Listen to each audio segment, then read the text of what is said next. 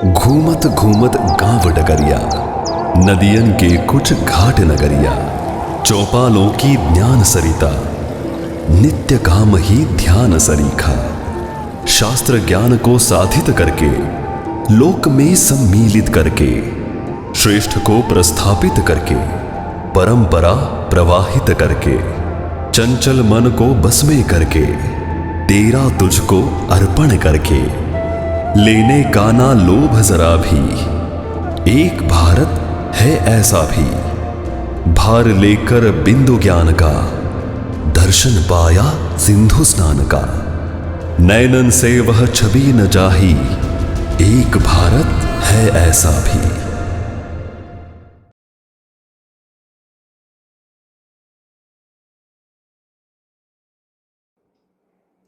तो पिछली कहानी में हमने सुना कि कैसे हमारे समाज में अन्न, दूध, शिक्षा, न्याय और चिकित्सा का व्यापार वर्जित किया गया था। अब यदि इनका व्यापार नहीं होता था तो ये सब लोगों को उपलब्ध कैसे होते होंगे, और ये सब काम करने वालों का घर कैसे चलता होगा, उनकी जीविका कैसे चलती होगी। ये प्रश्नों को लेकर और इसके जैसे कुछ और प्रश्नों को लेकर भी हमारे मन में कुछ कुतूहल सा जगा, कुछ जिज्ञासा जगी। हमें लगा कि इनके उत्तर को खोजना चाहिए, और ऐसे कई सारे और प्रश्न भी थे। ऐसा जरूरी तो नहीं है कि हर बार प्रश्नों के उत्तर के लिए आपको पुस्तकों की दिशा में जाना चाहिए। कुछ सवालों के जवाब आपको घूमने से भी मिलते हैं। तो हमने तय किया कि हम लोग घूमेंगे, गांव-गांव घूमेंगे और घूम घूम के लोगों से मिल के, बात करके, समझ के, देख के इन सब सवालों के जवाब ढूंढने की कोशिश करेंगे। तो हम घूमे, खूब घूमे। कैसे घूमे? घूमते घूमते गाँव डगरिया, नदियन के कुछ घाट नगरिया, जीने का ये श्रेष्ठ नजरिया, बड़ी सुहानी सी एक बजरिया। तो चलिए सुनते हैं सुहानी बजरिया की कहानी। घूमते घूमते पहुंचे हम आदिलाबाद में, तेलंगाना में। वहाँ पर श्री रविंद्र शर्मा जी, जिनको हम गुरुजी कहते हैं, उनका कला आश्रम है। रविंद्र शर्मा जी की भारत की गाथा सुनकर हम तो जैसे मंत्रमुग्ध हो गए थे। खैर, उनकी कई सारी बातें हम करेंगे बाद में, और उनको आप गूगल भी कर सकते हैं। तो आज एक और कहानी सुनते हैं। वहाँ पर मिट्टी का काम करने के लिए एक कुम्हार आया करता था, विजय। विजय के साथ हम काफ़ी कुछ काम करते, उनके साथ बातें भी करते। तो विजय को काम करते करते हमने पूछा कि आप अपने सारी मिट्टी का जो सामान है वो बनाते हो तो किसको बेचते हो? तो विजय ने बताया कि मैं ये सामान बेचता नहीं हूँ, वो जो सारा सामान है उसको मैं गाँव के कुछ घरों में देता हूँ। तो तकरीबन 300 घर थे विजय के, तो वहाँ पे विजय का सब सामान जाता था। तो गांव के सारे जो ये लोग हैं जिनके यहाँ पे विजय का सामान जाता था, वो विजय के घर की सारी आवश्यकताओं की पूर्ति करते थे, जैसे कि धान, अनाज, दूसरी सारी चीज़ें हैं, फल है, फूल है, इत्यादि सारी चीज़ें विजय के यहाँ पे जाती थी। तो ये कुछ उसी समय की बात है जब दाल के दाम बहुत बढ़े थे। हमने विजय से पूछा कि दाल के बढ़ते हुए दाम की वजह से उसके घर में कोई परेशानी तो नहीं।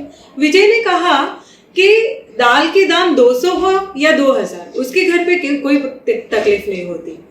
तो यही बात है कि उसकी आवश्यकताओं के अनुसार उनके घर में सारी चीज़ें आ जाती हैं। तो बाजार के बढ़े हुए दाम से विजय के घर पे कोई परेशानी नहीं होती। यहाँ पर सोचने वाली बात यह है कि एक कुम्हार ये बात कर रहा है कि उसको खाने पीने की बहुत ही कम चीज़ों को खरीदने की ज़रूरत पड़ रही है। कोई किसान ऐसी बात कहे तो हमें समझ में आता है, लेकिन एक कुम्हार भी ऐसी बात कर रहा है कि खाने पीने का सारा सामान उसको अपने घर पे ही मिल जाता है। ये एक बड़ी सुंदर व्यवस्था है। और कुम्हार ही क्यों?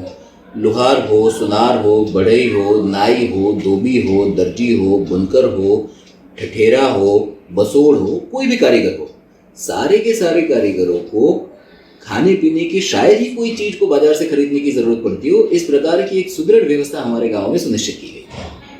और ऐसे ही विजय से जब हमने पूछा कि दूसरे कुम्हारों का क्या हाल है वहाँ पर, तो विजय ने बताया कि दूसरे जो कुम्हार है उन्होंने ये पूरी जो व्यवस्था थी उसको छोड़ दिया। तो उनका जो सामान है पूरा, वो सारे दुकानों में जाता है। तो वो दुकानों से जाने की वजह से उनको जो भी घर पे धान या सारी चीजें आती थी वो खरीदना पड़ता था। तो उनके घर पे ये तुअर की दाल बंद हो गई थी। उसी समय वैश्विक फलक पे एक और महत्वपूर्ण घटना हुई। साउथ अमेरिकी देश वेनेजुएला में एक बड़ा आर्थिक संकट आ गया। वेनेजुएला की अर्थव्यवस्था पूरी की पूरी पेट्रोलियम के निर्यात के ऊपर निर्भर थी और वैश्विक स्तर पे पेट्रोलियम के दाम में कुछ उतार चढ़ाव आने की वजह से वेनेजुएला की परिस्थिति कुछ ऐसी हो गई कि वहाँ पर लोग भूखे भी मरने लगे। तो ये तुलना करना काफ़ी रोचक होगा कि विश्व को कैसी अर्थव्यवस्था की ज़रूरत है। एक ऐसी व्यवस्था की विजय जैसी कि जिसमें सब कोई अपना उत्पादन करता हो और वहीं पे स्थानीय रूप से एक दूसरे की आवश्यकताओं की आपूर्ति करने के भाव से उत्पादन करता हो, या वेनेजुएला जैसी अर्थव्यवस्था जिसमें केवल एक चीज़ का उत्पादन करके उसको बेच के उसमें से कमाई करके उससे दूसरी चीज़ें खरीदी जा सके। तो क्या ये अननेसेसरी इंपोर्ट एक्सपोर्ट करना, चीज़ों की ज़्यादा खरीदना बेचना, ये व्यवस्था हमें एक दूरदर्शितापूर्ण और दूरंदेशीपूर्ण व्यवस्था की दिशा में ले जाएगी, या फिर जो व्यवस्था के बीच हमें विजय के दर्शन में से मिलते हैं?